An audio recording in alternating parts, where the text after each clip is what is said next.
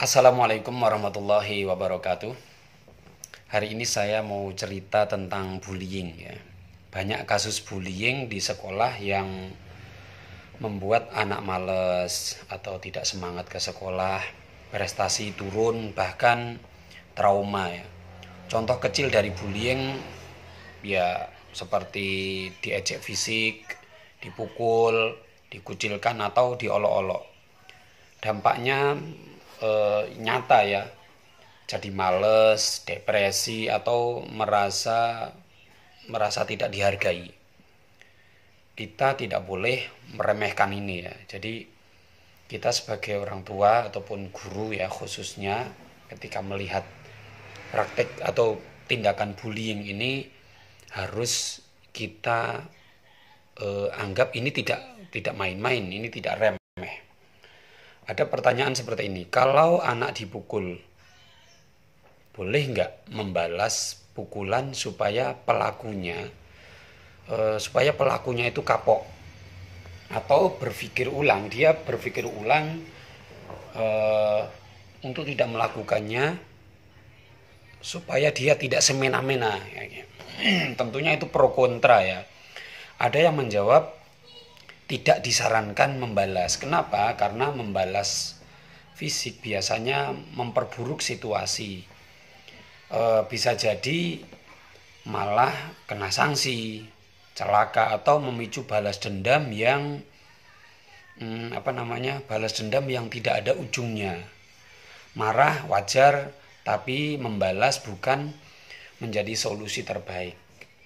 Tapi ada juga yang mengatakan ya balas saja biar dia kapok gitu, biar dia merasakan bagaimana sakitnya kalau dipukul ya, bagaimana rasa sakit kalau ditendang ataupun dijepit ya, bagaimana dia bisa merasakan bagaimana sakitnya kalau diejek dan lain sebagainya.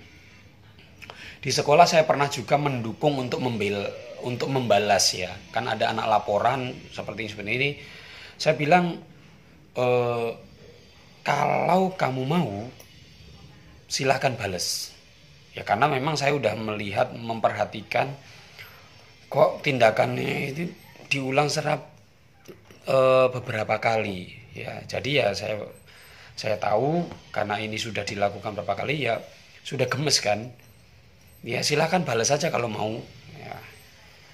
Jadi saya jadi ingat di surat dalam Al-Quran, surat An-Nahl ayat 126 berbunyi seperti ini. Wa in aqabtum fa'aqibu bimithli ma uqibtum bih. Wala in sabartum lahuwa khairul lis-sabirin. Dan jika kamu membalas, maka balaslah dengan balasan yang sama ataupun balasan yang setimpal. Tapi jika kamu bersabar, maka sesungguhnya itulah yang terbaik bagi orang-orang yang bersabar. Nah teman-teman, kalau kalian pilih yang mana? Tapi membalas itu juga beresiko ya, resiko. Konflik bisa menjadi berkepanjangan, tidak selesai-selesai, terus konsekuensi hukum atau pidana ya, pelaku dan korban bisa sama-sama bermasalah ya, bisa sama-sama ya, dia bermasalah, bisa sama-sama bersalah. Bagaimana membuat pelaku berpikir ulang untuk tidak melakukan ya. Kalau memang terbukti benar-benar si anak itu melakukan tindakan bullying ya, kita beri konsekuensi yang nyata ya, konsekuensi yang nyata. Kemudian kita juga libatkan pertemanan ya. Keterlibatan teman itu penting. Teman-teman memberikan nasihat, teman-teman menegur si anak tersebut ya. Kita bilang saja ke teman-temannya, kalau melihat si anak ini melakukan tindakan lagi, tolong tegur dia. Nah keterlibatan teman ini penting juga. Kita nasihati teman-teman dia, teman-teman si pelaku tersebut untuk mengingatkan. Karena kalau tidak diingatkan oleh temannya sendiri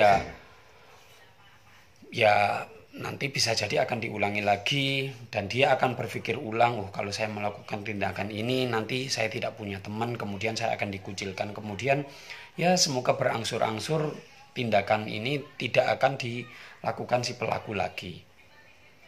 Kemudian ada pertanyaan seperti ini, ada nggak sih sekolah yang bebas dari bullying? Ya. Kalau menurut yang saya baca, yang saya searching ataupun saya cari-cari ya, tidak ada sekolah yang benar-benar bebas dari bullying. Tapi kalau sekolah yang berupaya menciptakan lingkungan yang aman dari anti bullying, anti perundungan, ya itu banyak. Ya namanya juga dalam kehidupan ya, dalam kehidupan pertemanan, dalam kehidupan bermasyarakat, pasti di dalam komunitas itu pasti ada ketidakselarasan ya.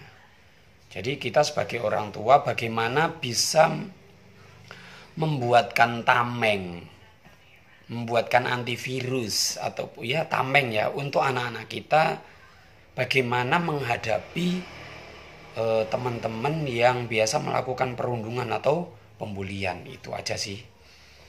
Itu teman-teman sharing dari saya. Apabila ada kesalahan, salah ucap, salah kata, mohon maaf. Wassalamualaikum warahmatullahi wabarakatuh.